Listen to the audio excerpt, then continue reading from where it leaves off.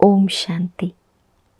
इस महीने के पत्र पुष्प में आज हम त्रिमूर्ति दादियों के अमृत वचनों में से दादी प्रकाश मणि जी के अमृत वचन सुनेंगे। और दादी के क्लास का टॉपिक बहुत सुंदर टॉपिक है, जो वर्तमान समय हम ब्राह्मण जीवन में किन परीक्षाओं का, किन विघ्नों का हम अनुभव करते हैं और उनसे पार होने के लिए क्या पुरुषार्थ करना है। तो दादी की क्लास का टॉपिक है ब्राह्मण जीवन में आने वाले अनेक विघ्न और उनसे पार होने की युक्तियाँ। दादी जी कहती हैं, अलौकिक और पारलौकिक बाप दादा के अलौकिक व सर्वोत्तम जीवन बनाने वाले कुमार व कुमारियाँ। विशेष दादी जी के सामने कुमार कुमारियों का ग्रुप बैठा है। पहले हम आपसे पूछती कि अपने आप को सदा लौकिक दुनिया से न्यारे और पारलौकिक बाप के प्यारे ऐसा अपने को सदा अनुभव करते हो। अलौकिक बाप के बच्चे हम दुनिया से निराले हैं। जैसे आज बाबा ने कहा, कोई भी दुनिया के गुरु व विद्वान ऐसे नहीं कह सकते कि आपस में तुम भाई भाई या भाई बहन हो। किसी गुरु में ऐसा बोलने की ताकत नहीं। यह एक ही अलौकिक बाप दादा हमें पाठ पढ़ाते हैं। तुम भाई भाई व भाई बहन हो तो खुद को यह समझते हो कि दुनिया से हम अलौकिक हैं। इस लौकिक दुनिया से हम अलौकिक हैं, अलग हैं। खुद का नशा हमें क्या रहता है, लौकिक है या अलौकिक है? दादी पूछ रही है। दुनिया से निराले हैं। जब हम निराले हैं तो दुनिया से कोई प्रीत है, आकर्षण है? इस पुरानी दुनिया से हम न्यारे, निराले, अलौकिक बन गए तो कहीं इस दुनिया में कोई दादी कहती प्रीत तो नहीं रही। दुनिया में कोई भी बच्चा नहीं जो सोचे मैं बहुत बड़ी अथॉरिटी का बच्चा हूँ। हम तो वर्ल्ड ऑलमाइटी अथॉरिटी के बच्चे हैं। हम बहुत बड़ी अथॉरिटी हैं। बाबा ने हमें बहुत बड़ी अथॉरिटी दी है। तो ये नशा रहता है कि हम वर्ल्ड ऑलमाइटी अथॉरिटी के बच्चे हैं।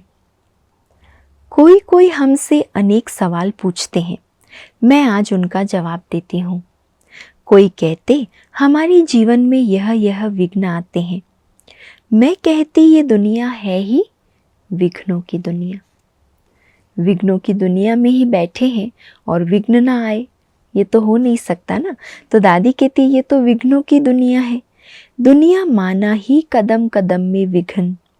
जहाँ चलो वहाँ विघ्न ही विघ्न है ही कांटों का जंगल, तो जहाँ चलेंगे वहाँ कांटा ही लगेगा। कोई कहते यह बड़े सहयोगी हैं। भल सहयोगी हैं, लेकिन बाबा को नहीं जानते, तो वह सहयोग देते भी कई रूप से विघ्न रूप बनते हैं। दादी बहुत सूक्ष्म बातें बता रही हैं। कई बार हम सोचते हैं ये व्यक्ति बड़ा सहयोगी है, लेकिन दादी कहती है अगर बाबा को नहीं जानते तो सहयोगी होते भी कई बार वो आत्माएं विघ्न रूप बन जाती। चाहे कोई ज्ञान के खिलाफ बोलेगा, कोई कहेगा मैं तुम्हारे उद्देश्य को नहीं मानता, चाहे कोई कहेगा कि हम तुम्हारे भाई बहन के नाते को नहीं मानते, चाहे कहे हम तुम्हारी नीति को नहीं मानते। न मानना ही माना, ये कहना भी क्या है, हमारे लिए कोई ना कोई विघ्न है।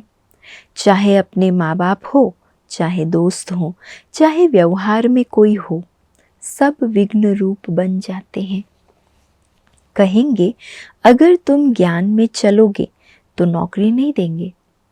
ऐसे भी दुनिया वाले होते हैं जो ज्ञान के खिलाफ कुछ बोलेंगे नहीं, लेकिन विघ्न क्या डालेंगे, जो ज्ञान में चलने वाला है उसको नौकरी नहीं देंगे। ऐसे ऐसे योजनाएं बनाएंगे। तो विघ्न तो अनेक है। अगर मैं सोचती रहूं विघ्न आया मैं क्या करूं? कईयों के दिल में आता है क्या ज्ञान लिया और ही मुसीबत आई। ज्ञान में नहीं थे तो कम से कम औरों के विघ्न तो नहीं आते थे। तो ऐसे ऐसे संशय बुद्धि बच्चे होते हैं जो ये बातें सोचते हैं कि ऐसा क्या ज्ञान है जो मुसीबत पा ली हमने। तो ज्ञान शांति के लिए लिया, लेकिन और ही टक्करें खानी पड़ती, सांस ही नहीं लेने देते। निश्चय बुद्धि नहीं है ना, तो ऐसे ऐसे व्यर्थ संशय के संकल्प उत्पन्न होते हैं। अब इसका जवाब क्या दें? मैं कहती विघ्न आना इस संसार का नियम है। विघ्नों को विनाश करना मुझ असंसारी का नियम है। कितनी सुंदर बात है। खुद को संसारी नहीं समझना है, अलौकिक, निराले, न्यारे, असंसारी समझना है। तो हमारा कर्तव्य क्या हो गया? विघ्न आना दुनिया में नियम है, तो विघ्नों को विनाश करना मुझ अलौकिक और असंसारी का नियम है। संसार के नियम को खुद का नियम नहीं समझो। संसार की रीति है टक्कर देना, विघ्न डालना, ग्लानि करना, गाली देना, विरोध करना, वैरी बनना। लेकिन हमें संसार की रीति को, संसार के नियम को खुद का नियम नहीं समझना है। मैं तो असंसारी हूँ क्योंकि मैं अलौकिक की बच्ची हूँ, वह संसार से निराला है।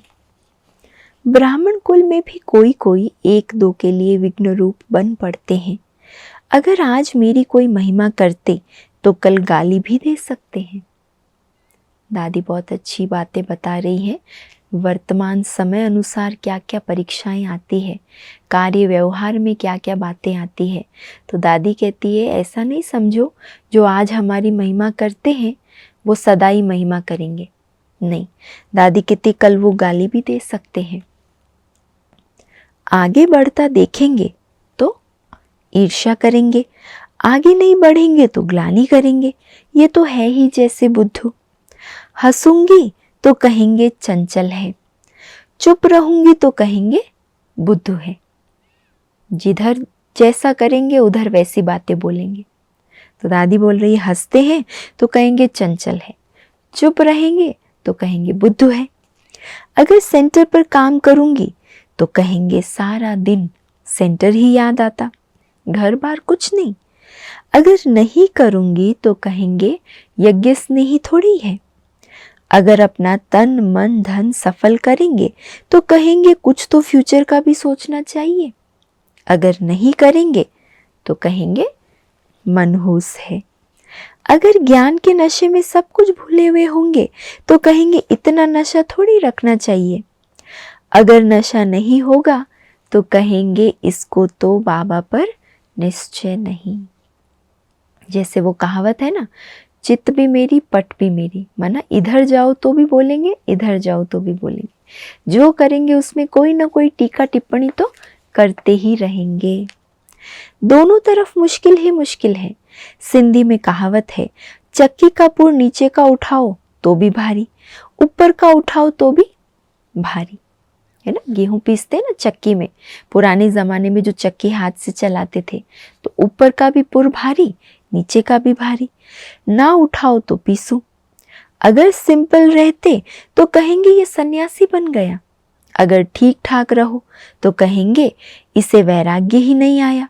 आखिर क्या करें? कभी बाबा भी मुरली में कहता, क्या नौकरी टोकरी करनी है, अगर नहीं करते तो कोई पूछता नहीं। अगर सीरियस रहते तो कहेंगे ये तो बहुत सीरियस है। अगर हल्के होकर रहते तो कहेंगे मर्यादा सीखो। अगर बहन की मानता हूं तो कहेंगे ये तो इनकी ही मानता है। अगर नहीं मानता तो कहेंगे यह तो मन मौजी है, ये मानने वाला थोड़ी है। ऐसी अनेक प्रकार की बातें डेली दिनचर्या में आती है। रोज ये सब बातें दादी कहती आती रहेगी। मैं उसमें क्या करूं? विघ्नों में इनमें क्या करें?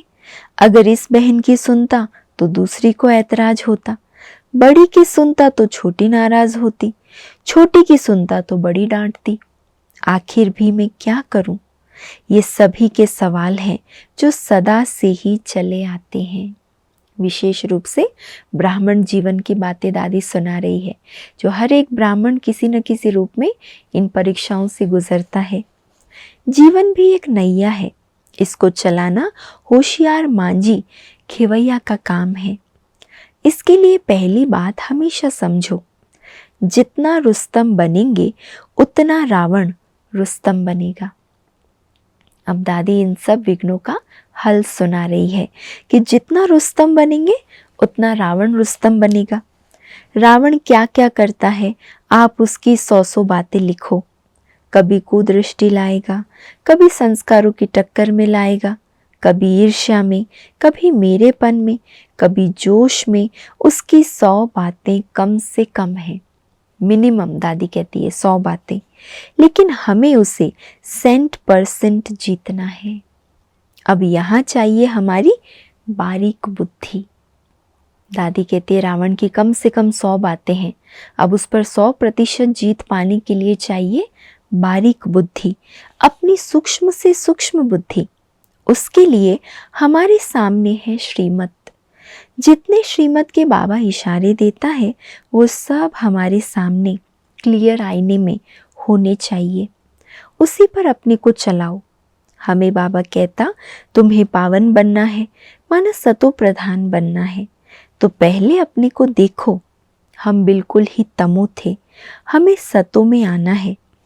मैं सत्व गुण में कहाँ तक दृढ़ होती जा रही हूँ। अपनी सत बुद्धि से, अपनी शीतलता की शक्ति से, सत श्रीमत से, बुद्धि साफ होने से हम उनको राइट वे में सामना कर सकते हैं। दादी ने आंसर क्या बताया विघ्नों में पार होने का? अपनी सत बुद्धि से, अपनी शीतलता की शक्ति से, सत श्रीमत से, बुद्धि साफ होने से हम उनको राइट वे में सामना कर सकते हैं। अगर मेरी सत्व गुण की स्थिति नहीं है तो मेरी बुद्धि की लाइन क्लियर नहीं। सतबुद्धि हो, श्रीमत के अनुकूल हो, आप वहां पर खड़े होकर फिर अपना जो कुछ विघ्न आए उसके सत असत की तुलना करके फिर जज करो। इन सत्यता की शक्ति, श्रीमत, सतो प्रधान बुद्धि से, दादी कहती श्रीमत के अनुकूल जब आप हो जाएंगे तब आप इन विघ्नों को जज कर सकते हैं, राइट क्या है, रॉन्ग क्या है। उस सत्व गुण में रहने से जो कभी बुद्धि में रजोतमो के अवगुण आते हैं वह पहले पीछे हटे, फिर जो स्वयं के संस्कार बहुत मेहनत कराते हैं वो भी ठंडे हो जाएंगे। पहले तो अपने को शीतल करो। शीतल बनने से आवेश, जोश के संस्कार शीतल हो जाएंगे। तो कितना सुंदर रीति से दादी जी ने हम सभी को जो जो विघ्न आते हैं, क्या क्या विघ्न आते हैं वो भी दादी ने बताए, और उन विघ्नों को पार करने के लिए जो आत्मा की सत्यता की शक्ति है, श्रीमत की शक्ति है, उससे हमें इसे अच्छी तरह पार करना है। राइट क्या है, रॉन्ग क्या है, अपनी सूक्ष्म बुद्धि से जज करना है, फिर निर्णय लेना है। अच्छा, ओम शांति।